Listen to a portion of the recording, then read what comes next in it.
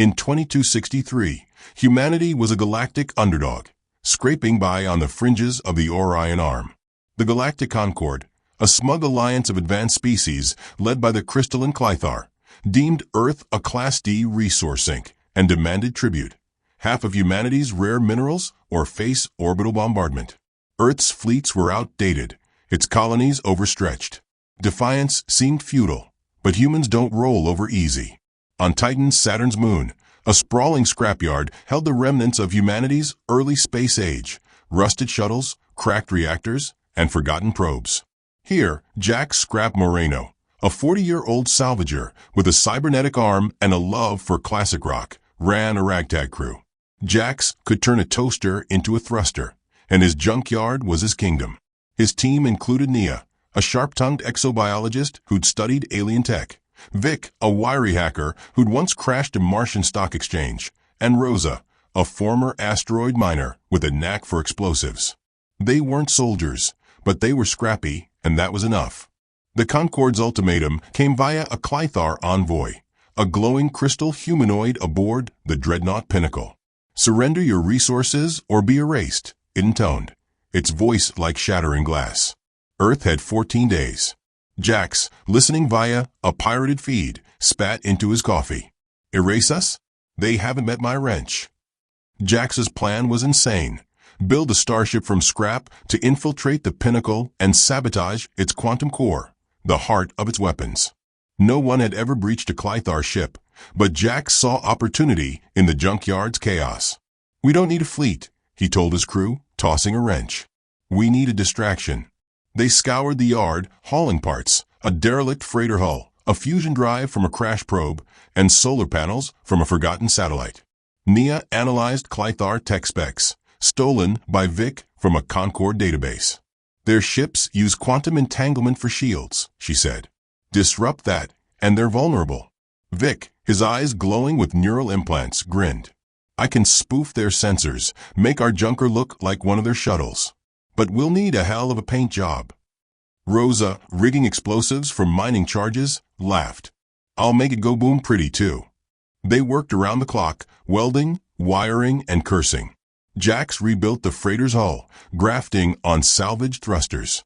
Nia jury-rigged a cloaking device from Clythar scraps, bending light to hide their ship.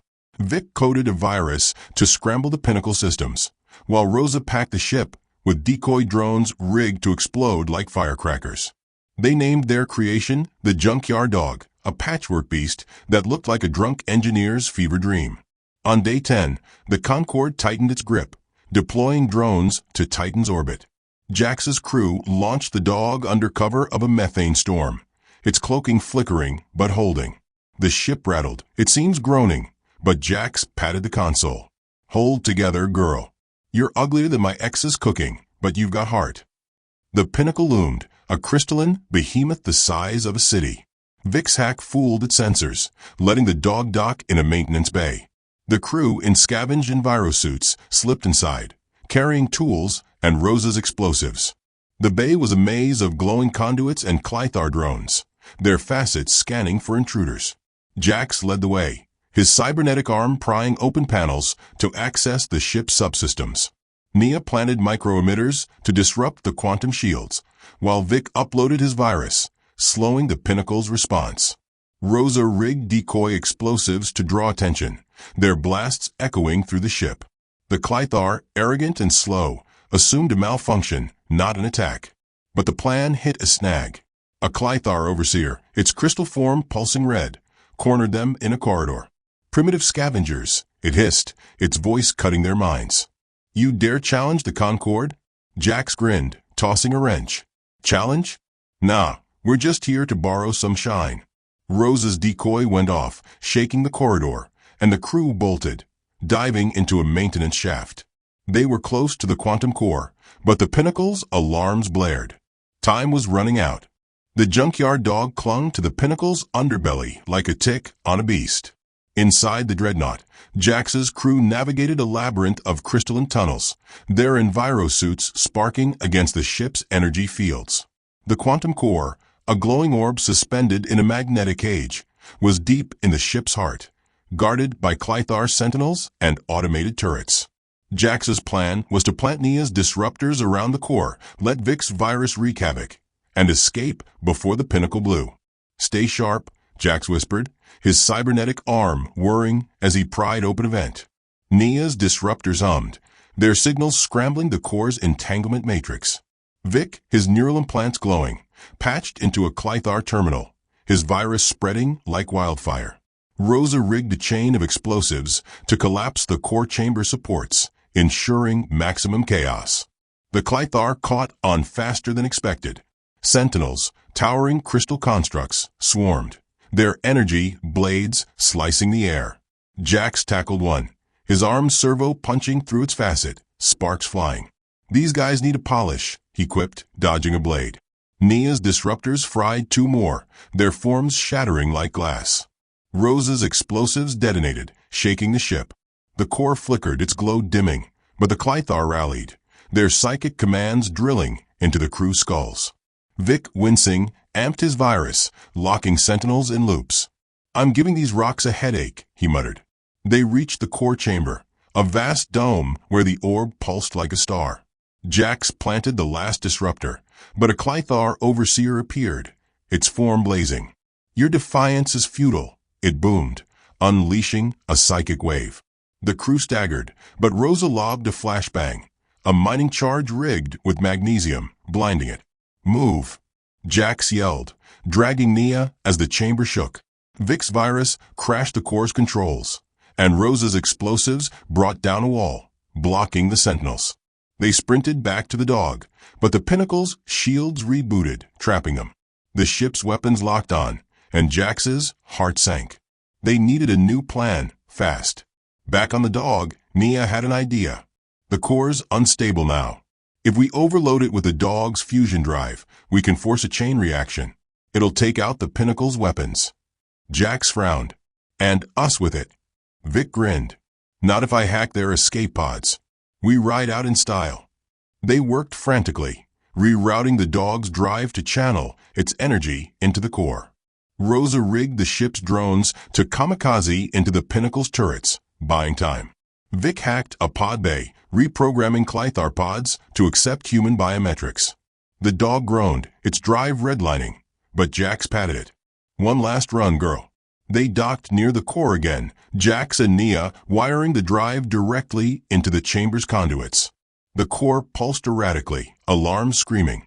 Clythar sentinels closed in, but Rosa's drones exploded, scattering them. Vic's hack opened the pod bay, and the crew piled in, launching as the dog's drive overloaded. The Pinnacle shook, its core erupting in a cascade of quantum light. The crew's pod streaked away, the dreadnought's hull cracking behind them. Jax watched through the pod's viewport, grinning. "That's for calling us Class D." But the Concorde wasn't done. A second dreadnought, the Apex, emerged from hyperspace, its weapons charging. Earth's deadline was hours away, and the crew was stranded in a stolen pod. Jax looked at his team, their faces bruised but defiant. "We've got one more trick," he said, pulling a salvaged Clythar comm unit from his pack. The Clythar pod drifted in Titan's orbit, its systems barely functional. The Apex loomed, its crystalline hull glowing with menace. Earth's cities braced for bombardment, their defenses no match for Concorde tech. Jax's crew, battered, low on oxygen and out of explosives, had one chance left. Trick the galaxy into thinking humanity was stronger than it looked. Jax fiddled with the Clythar comm unit, its alien interface glowing. "Nia, can we broadcast a fake fleet signature? Make the Apex think Earth's got backup." Nia, her suit patched with duct tape, nodded. "If Vic can amplify the signal through the pod's antenna, we can spoof a dozen warships. But it's a bluff. They'll figure it out eventually." Vic, his implants flickering, grinned. "Eventually's all we need. I'll make us look like the baddest fleet this side of Andromeda." Rosa, checking the pod's dwindling power, added, "I've got one last charge. We can rig the pod to blow, make it look like a kamikaze ship. Sell the lie." Jax clapped her shoulder. "That's my crew. Let's give these crystals a show." They worked in the pod's cramped interior, Vic coding a fleet signature from scraps of Clythar data. Nia recalibrated the antenna, boosting its range to mimic multiple ships. Rosa wired the pod's core to detonate, a final act of defiance. Jax patched into the Apex's comms, broadcasting a message. "This is Admiral Moreno of the Earth Defense Armada. Stand down, or our fleet turns your shiny ship to dust." The Apex hesitated, its sensors scanning. Vic's spoof painted a ghost fleet, dozens of fake warships appearing on their screens. The Clythar, arrogant but cautious, paused their attack. Jax's voice, laced with bravado, echoed, "You've got 10 minutes to leave, or we paint the stars with your shards." The bluff held for now. Earth's UN forces, picking up the signal, played along, launching decoy drones to mimic an armada. But the Apex's commander, a massive crystal entity, wasn't fooled for long. It broadcasted a psychic challenge. "Your deception is crude. Show your strength or perish." Jax's crew had one card left, the pod itself. Rosa's charge was ready, and Nia's calculations showed a detonation near the Apex's shield generator could cripple it. "We'll need to get close," Jax said, gripping the controls. Real close. The pod streaked toward the Apex, Vic's spoof keeping its weapons confused. Clythar fighters swarmed, their beams grazing the hull. Jax juked, his years salvaging in Titan storms, making him a natural. Nia's antenna broadcasted fake distress calls, sowing chaos in the Concorde's ranks. Rosa armed the charge, her face calm. "If we go out, we go loud." They reached the Apex's shield generator, a glowing spire on its hull. Jax rammed the pod, embedding it in the structure. "Now," he shouted. Rosa hit the detonator, and the pod exploded, a fireball of human defiance. The Apex's shields flickered, then collapsed, exposing its hull to Earth's drones, which swarmed like angry hornets. The crew ejected in micropods, their suits barely holding. The Apex reeled, its systems fried by the blast and Vic's lingering virus. Earth's forces, emboldened, launched a full assault, their outdated ships hitting hard. The Apex retreated, its commander's psychic voice silent. The Concorde, stunned by a Class D species, recalled its fleet, fearing more tricks. Jax's crew landed on Titan, their micropods smoking. UN ships picked them up, and Earth hailed them as heroes. The Junkyard Dog's wreckage became a symbol, proof that human ingenuity could outshine alien might. Nia pioneered new cloaking tech, Vic's hacks reshaped cyber warfare, and Rosa's explosives inspired a generation of engineers. Jax went back to his scrapyard, wrench in hand, blasting Born to run. When asked why he didn't take fame, he shrugged. "Galaxies full of junk. Someone's got to fix it." The Concorde never returned, wary of a species that turned trash into triumph. The stars whispered of the day humans bluffed a galaxy with a Junkyard Starship, and won.